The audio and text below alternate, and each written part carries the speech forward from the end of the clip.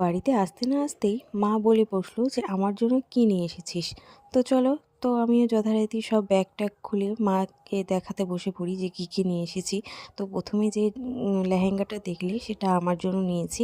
তারপর যে শাড়িটা দেখলি ওটা শাশুড়ি মার জন্য নিয়েছি, মার জন্য নিয়েছিল আর শাশুড়ি মার জন্যও নিয়েছিলাম।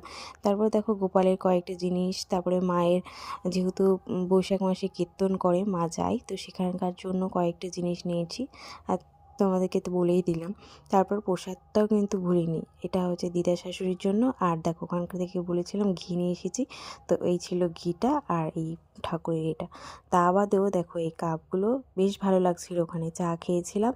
তারপর ওখান থেকে কয়েকটা কাপ কিনে নিয়েছি, নিয়ে বাড়িতে চলে এসেছি। তো আর একটা ব্লকে দেখাবো যে এই কাপের উপরে ডিজাইন করবো। আর দেখো সবার বাড়িতে প্রসাদ দিতে হবে, তো একে একে সবার বাড়িতে প্রসাদ একদম ভাগ করে নিয়েছি, এবার দেওয়ার পালা। আর এটা হচ্ছে আমার ছোট্ট পুচকির জন্য